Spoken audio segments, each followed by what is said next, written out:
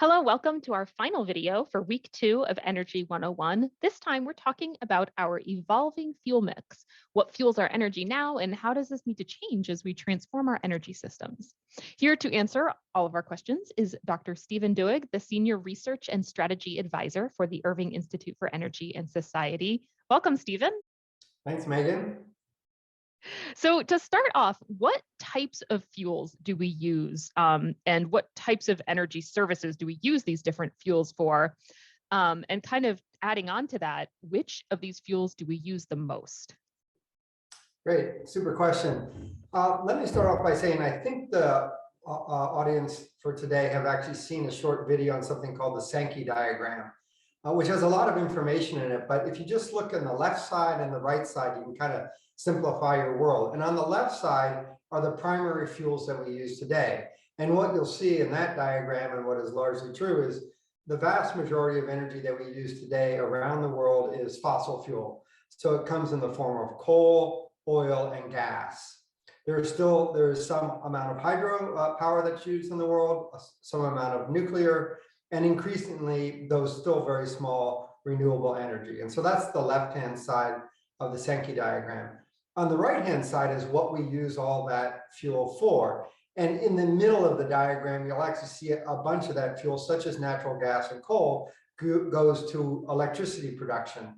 And then electricity then provides services and conveniences for us. So on the right-hand side, what we see the major uses of energy are for transportation. We're very familiar with that. And so we all put gasoline in our cars or diesel in our trucks. And that's a big piece of the pie of the energy use for today. It's on the order of 30%. A lot of energy is also used to heat buildings and cool buildings. The heating of buildings is often done with natural gas, sometimes with centralized district heating, heated up by gas or coal or sometimes oil. Increasingly, though, we're using things like heat pumps to warm buildings using electricity. And then the third thing we use energy for is not just for our homes, but also for commercial buildings that we're familiar with, such as the buildings on Dartmouth College's campus. And then the final large chunk of energy, it's roughly a quarter of all the energy, goes to industrial processes, to such things as making cement, steel, shipping, and aviation. So there are a bunch of other uses. Again, most of these fuels are really dominated by fossil fuels that we use today, in part because they've been very abundant and in part because they have very high energy densities, which makes them convenient for things like transportation or airplane travel. Great, thank you so much. What is the role of energy efficiency in our fuel mix? That's a great question, and one that's often overlooked. One way to think about energy efficiency is it's actually the same thing as producing energy, it's just the other way around. So in other words, imagine having historically incandescent light bulbs. They got kind of hot, they put out light, but they also put out a lot of heat. Now, one thing we could do if you want to double the number of lights is you could build a new power plant to allow you to power those additional lights, or you could make a light that's a lot more efficient. And so, for example, today, LED light bulbs are far more efficient than incandescent light bulbs. And so for the same amount of power, we can probably get, 5 times more light out of the same power plant. And so energy efficiency is a really powerful tool. And so whether it's insulation in our buildings, more efficient lighting, more efficient vehicles, more efficient industrial processes, it's a way to reduce the carbon footprint of the activities that we undertake without actually changing the actual underlying source of the fuel that we use. Great, thank you. So how has our fuel mix changed over time? And how does it kind of need to evolve more in order to transition to more sustainable and even more just energy systems? Yeah, well, if you look back over time for forever, basically, humans were powered by biomass. We used wood and other biomass products, such as peat, that we burned. And so that was really our primary source of fuel up until the early 1800s. And then with the understanding and the use of the steam engine, there was widespread extraction of coal that began.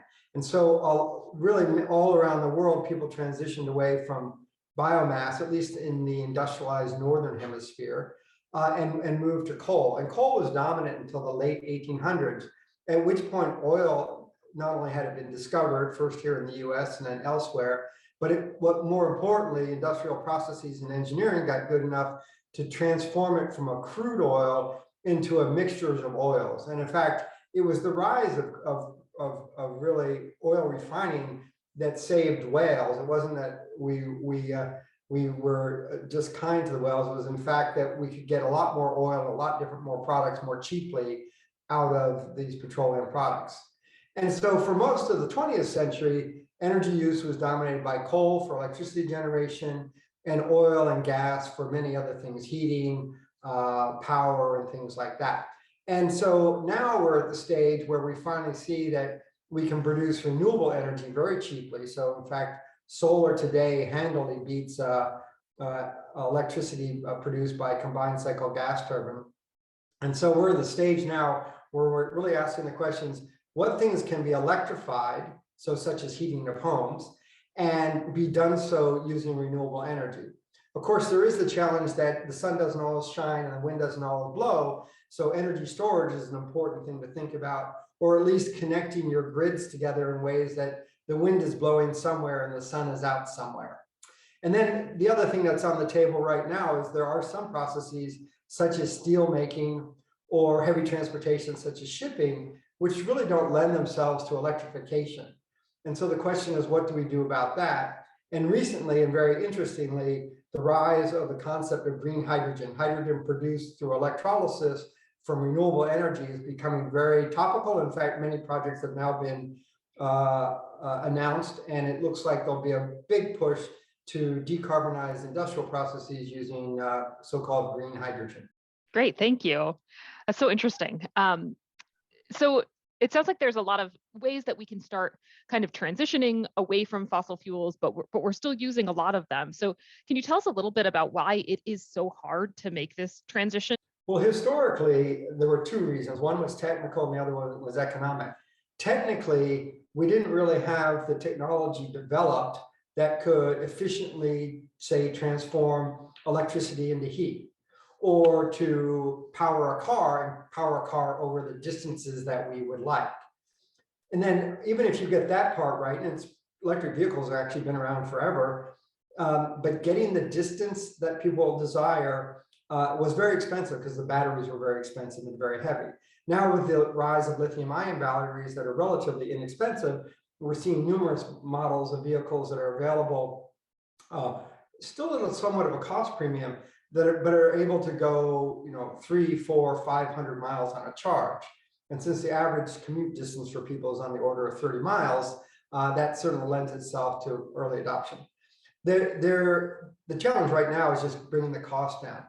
But I think we're going to see the cost drop very rapidly, because in the next 3 to 5 years, automakers are going to come out with dozens of vehicles that are electric, and the competition itself will drive the cost back down. And if nothing else, the automotive industry has been incredibly successful at taking out costs as it adds new features to its vehicles. So I suspect that electric vehicles will take much of the world by storm over the next 10 years.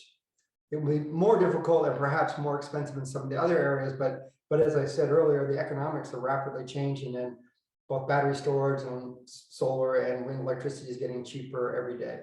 Great, thank you. And that's so fascinating to hear about the kind of the rise of electric cars. And we'll be talking to you again about transportation. So we're looking forward to talking about that more. One thing I want to ask you about specifically is you mentioned storage as a challenge. So can you tell us a little more about why that's such a challenge, particularly in terms of like renewable energy sources? Yeah, so it really comes down to the following.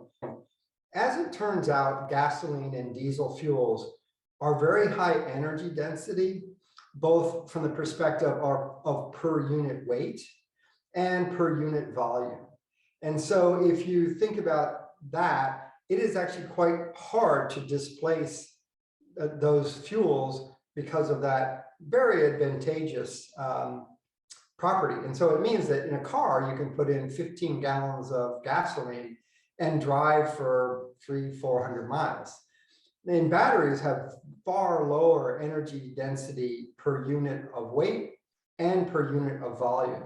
And so it's only been recently through making very advanced lithium-ion batteries, although at very high volumes, that we've been able to get the transportation distances that one could travel on a single charge as high as we'd like. Because the energy is also not particularly dense from a volumetric perspective, if you want to go long distance, say with heavy duty trucking or with shipping, you would use such a large volume of batteries that you would actually displace the actual service you're trying to do, which is move goods around the world and move goods around the country. And so that's really been a big challenge.